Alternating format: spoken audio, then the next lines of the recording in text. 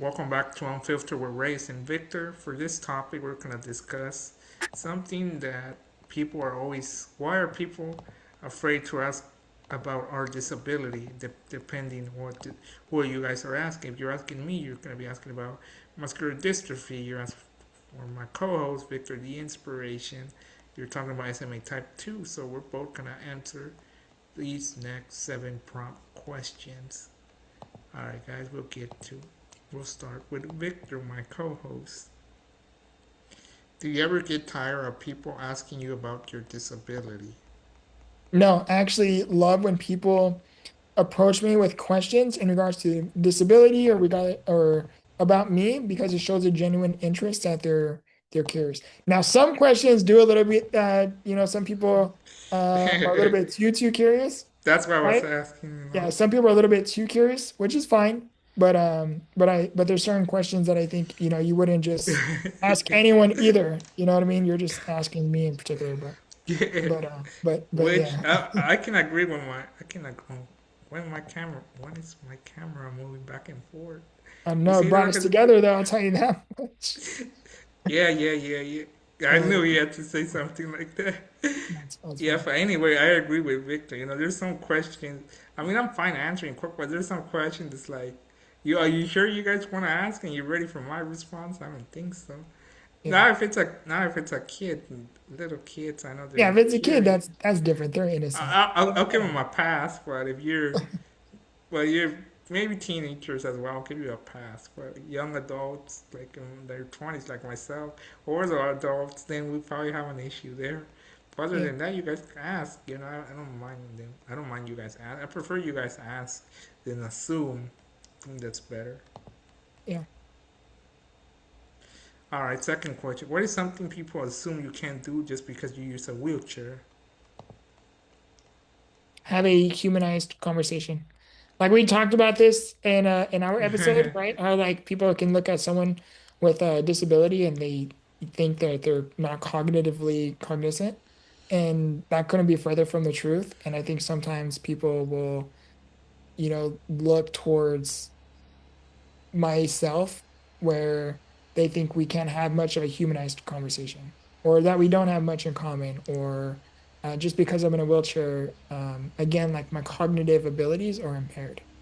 Yeah, I agree with my co-host again because people just assume, oh, he can't do anything. His life is all about disability as well, which is not. We have hobbies, interests like every other human, every other person, Yeah. and stuff. And just because you see a disability, there are different types of disability. It doesn't. Not all disability fit one category. Yeah. Um, do you feel uncomfortable when people stare at you in public? That's a great question. When I was younger, yes, but now that I'm older, I think it's a little bit different. Maybe just because of how I choose to perceive it. So No, for it's because we're famous now. we're famous now. I'm, But like when I'm I was just little, framing. I'm just joking, guys. But guys, what I'm trying to say. yeah, but like I think when I was younger, yes, because people would just like focus on the chair, right? And they're literal like kids are different, kids they're innocent, they don't know any better. But like Yeah, there'll literally be like 40, 50 plus year old adults staring at you you like just staring at you because you're in a chair. And that would make me uncomfortable, as like it would make anyone uncomfortable if someone's staring at you, you have a disability or not, or if right? you don't have it, you feel like uncomfortable. Even if Yeah, you don't have it, you can be like, "What is this?" With other foul language.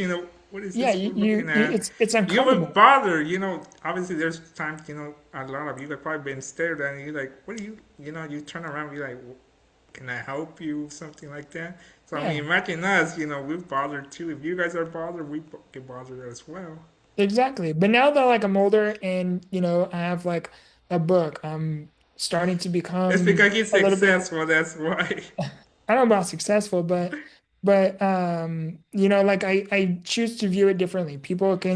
When people look at me now, it's like, oh, maybe they know me on social media and they don't not a Yeah, person. I posted that. Or Like, I my posted that when I share my news, I'm like, if you see me, guys, I don't bite you guys. You guys can ask for or ask me like whatever question, or just come say hi. How are you? Morning, good afternoon, whatever.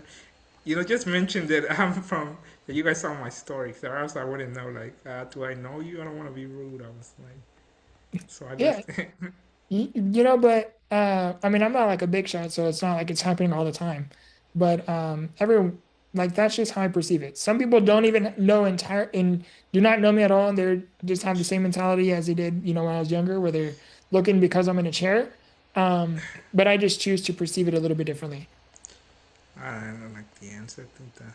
Yeah, But it's kind of like just choosing to choose the positive narrative all there. right, how much help do you need from other people in everyday life? For those that don't know, Like literally probably 99.9% of care. Like I 100% am dependent on of another person caring for my needs.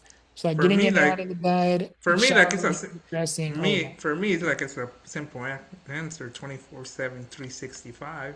Yeah. So we don't have to give a big explanation. We go straight to the point 24/7 365. There we go. Yeah. Like there's some things I can do for myself, for example, like click record, have this conversation with you. But if the computer was off, I couldn't turn it on myself. So there's limitations and restrictions like that. All right, final questions because I didn't. Yeah, let's go final question. What are you most afraid of when you think about the future living with muscular dystrophy or SMA type 2? In your case, it's SMA type 2. My biggest fear is I never share this publicly. My biggest fear would definitely be knowing I have so much potential, knowing I have so much things going for me, especially now with the book, the Right. podcast, content creation, And everything and in between. everything in between, and actually not having the ability to enjoy some of the fruits to my labor. That's one of my biggest fears is finally having some form of recognition or reach that dream that I have deep within my heart, that I know I can achieve, and being able to not being able to enjoy it as much compared to like how I can now because I still have the physical ability and mobility to do so.